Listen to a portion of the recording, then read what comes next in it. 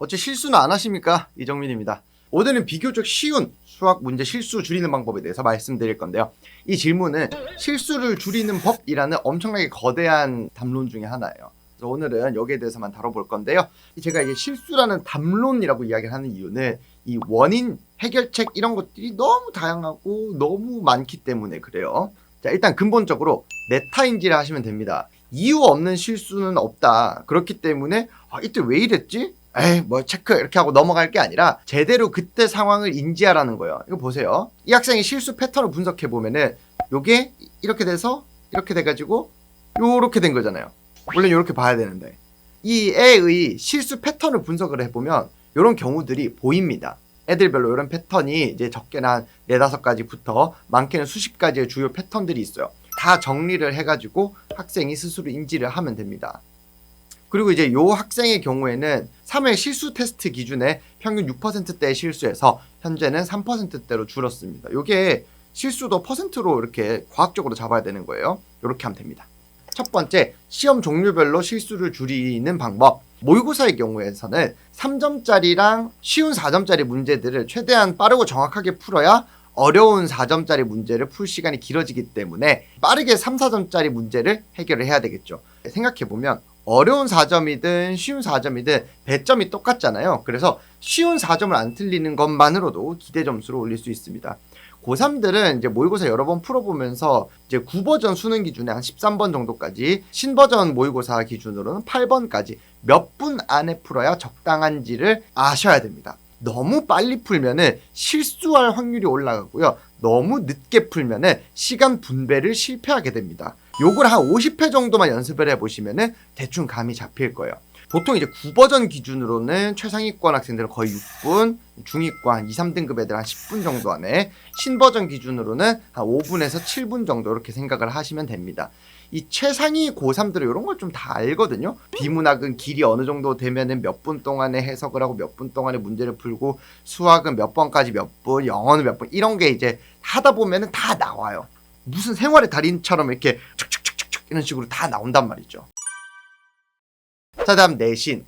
내신은 모의고사보다 더 적은 시간 안에 정해진 시험 범위의 문제를 정확하고 빠르게 풀어야 되죠. 그렇기 때문에 부담이 좀 더 큽니다. 이 실수에는 심리적인 부분이 굉장히 크게 작용하기 때문에 내신에서 실수를 더 많이 하냐, 모의고사에서 더 많이 하냐를 판단을 하고 내가 실수했을 때를 복기한다. 그러니까 메타 인지한다. 이렇게 해보면서 어떤 감정으로 내가 어떤 상황에서 실수를 했는지를 잘 생각을 해봐야 된다는 겁니다. 그래서 중학교 때부터 내신 준비하면서 이렇게 이런 연습들을 같이 해보면 좋아요. 전날 시험 공부 막 하다가 피곤한 상태에서 시험을 쳤을 때 계산 실수를 많이 하는 애들도 있고, 그런 경우라면은 전날 시험 공부로 막 피곤해요. 그리고 이제 시험을 딱 쳤어요. 그럼 당연히 계산 실수를 많이 하겠죠. 다음 내신 시험에는 수학 시험 전날에 차라리 공부를 좀 적게 하더라도 푹 자고 일어나는 게 실수를 덜 해가지고 점수가 더 높게 나올 수 있다는 거죠. 그럼 내신 시험에 대해서 실수 팁을 좀 더 줄게요. 평소 수업 시간에 교과서 문제를 여러 번 푸는 것도 도움이 됩니다. 이 애들을 여러 번 가르치다 보면은 아까 이야기했듯이 어떤 경향성이 있어요. 예를 들면 스피드 체크 이런 거예요. 이런 거 할 때 이제 실제 수업 시간이나 학교 보충 교재에서 출제할 때랑 전혀 다른 문제집에서 비슷한 난이도를 갖다가 이제 출제할 때랑 정답률 차이가 크게 납니다. 같은 유형의 같은 난이도의 문제일지라도 내가 풀어봤던 거랑 똑같은 숫자, 똑같은 풀이법으로 풀었을 때 실수가 많이 줄어드는 거예요. 저는 이제 펌프 하거든요. 리듬 게임 이런 거 있잖아요. 이렇게 이지 투 DJ 이런 거. 비슷한 난이도의 리듬 게임을 이렇게 하는 것보다 같은 곡, 같은 리듬 게임을 계속 반복해서 하다 보면은 1000콤보, 2000콤보 이런 거를 하죠. 실수 없이. 그쵸? 그러니까 비슷한 맥락이에요. 실제 내신에서 학교 선생님이 문제를 출제하실 때 중급 문제, 중하급 문제는 보통 이제 교과서나 해당 출판사 교사용 자료나 평가 문제집 같은 데서 출제할 때가 많아요.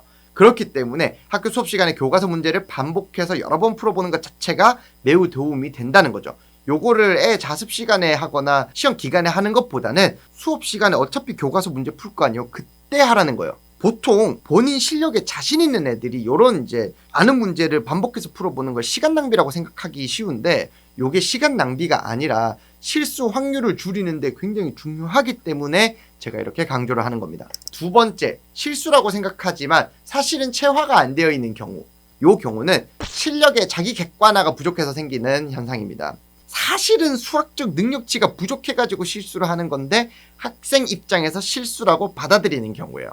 굉장히 많은 케이스가 요 케이스에 해당합니다. 몇몇 애들은 센이나 RPM 같은 문제 유형서들 있죠. 요런 거 풀 때 한 문제씩만 이렇게 풀고 어차피 이 유형들을 풀 실력이 된다. 나 이거 할 줄 알아. 이거 너무 많은데 안 풀어도 돼. 이렇게 생각하는 경우가 있어요.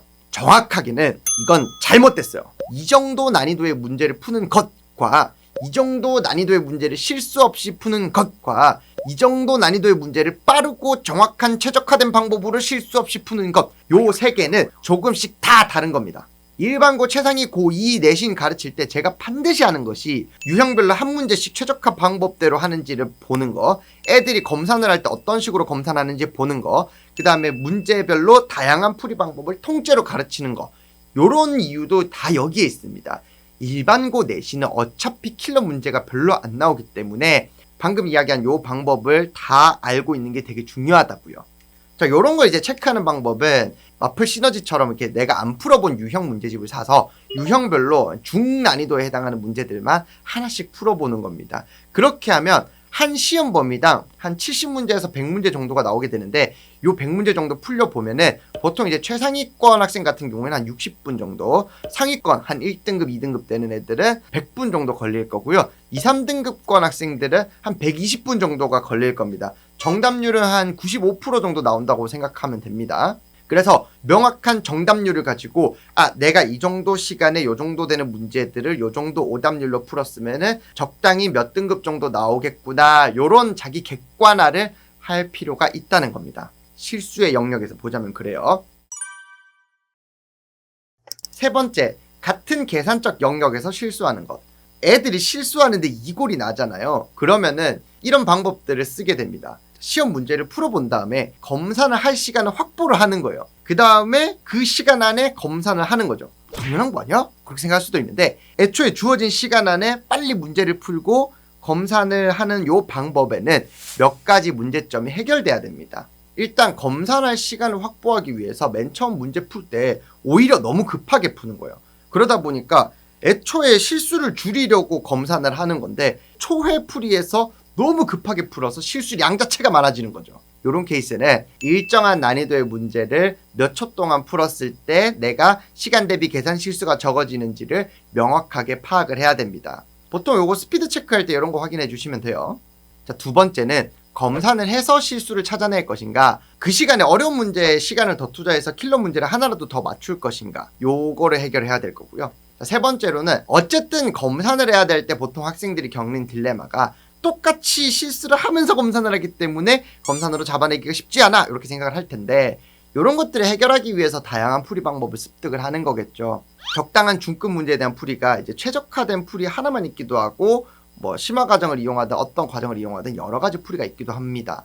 검산을 할 때는 다른 풀이를 적용해가지고 풀어보면은 검산할 때 같은 영역에서 하는 계산 실수를 걸러낼 수가 있겠죠. 자, 네 번째, 학생들 서술형 채점을 하다 보면은 같은 계산을 반복해서 할 때가 있어요. 그러니까 예를 들면 7, 6에 40인데 뭔가 급해가지고 8, 6에 42 이런 식으로 틀린다든지, 기억, 니은, 디귿 문제에서 예를 들면 이제 기억이 뭐뭐에서 뭐뭐는 틀렸다라는 명제를 틀렸다라고 증명을 했으면은 틀렸다라는 선지는 맞는 것이 되는데 틀렸다라고 증명을 했으니까 틀렸다고 체크하는 거예요. 이거 어렵죠. 말이 어려운 건데 애들이 이제 이런 실수들을 많이 하죠. 그런 것들을 명확하게 이제 파악해서 정리하는 거 아까도 이야기했었죠. 틀린 문제들을 계속해서 체크하고 경향성을 찾아주는 게 중요하다, 이런 이야기예요.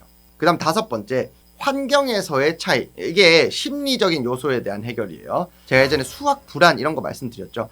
이상하게 평소에는 잘 맞추는데 시험만 들어가면 틀리는 학생들이 있어요. 요걸 해결하는 방법이 앞서 말했던 메타인지라든지 이미지 트레이닝이라든지 청심환을 먹는다든지 하는 방법들이 있어요. 실수는 심리적인 요소가 굉장히 크게 작용하기 때문에 그래요. 시험만 되면 잡생각을 한다든지 시험 잘 쳐야 되는데 시험 끝나고 뭐 하고 싶다, 시험 빨리 끝났으면 좋겠다, 이런 생각들을 시험 치는 도중에 하는 애들이 있어요. 시험 칠 때는 시험 그 자체에 몰입을 해야 되는데 요거는 훈련을 통해서 고쳐지죠.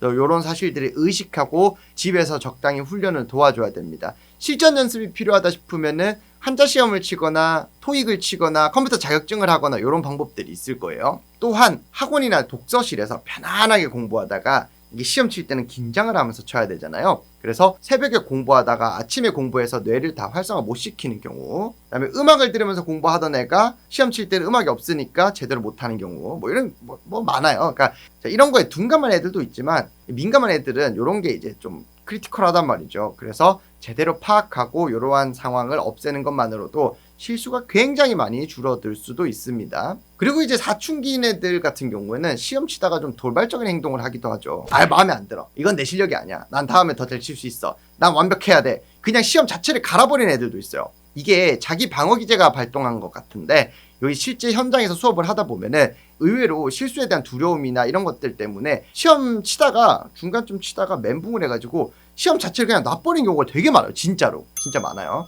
그 다음에 또 6번째, 유형별로 균일한 실력을 가지고 있는지에 대해서 확인을 해야 되겠죠. 학생들이 중급 문제를 풀 때 이 센 같은 문제집에서는 중요한 유형에서 이제 문제 배치를 많이 해놓고 덜 중요한 유형 같은 경우에는 문제량을 굉장히 좀 적게 해놨죠. 그러다 보니까 비슷한 난이도지만 덜 중요한 유형에서 약한 경우가 있죠. 내신에서 만약에 중요한 유형이 나오면 맞추겠지만 덜 중요한 유형이 출제됐을 때 이 학생이 좀 적게 풀어봤으니까 취약할 확률이 높다는 거겠죠. 그 다음 7번째, 어렵지는 않지만 틀리라고 낸 문제. 이런 문제는 경험이 없으면 틀릴 수밖에 없는 상황이에요. 독학으로 조금 공부하기 어려운 영역이죠. 왜냐면 이건 뭐 어떻게 따로 정리되어 있는 곳이 없어요. 그래서 이런 경우는 학원쌤 잘 만나는 거 말고는 답이 없기도 하죠. 자, 이렇게 실수를 왜 하는지 그리고 실수를 어떻게 잡는지에 대해서 알아봤습니다. 의외로 실수 잡는 게 간단하게만 이야기하려고 해도 굉장히 뭐가 할 게 많죠. 그래서 이런 과정들을 학생들이 실제로 다 적용을 해서 실수를 적게 할 수 있었으면 좋겠습니다. 감사합니다.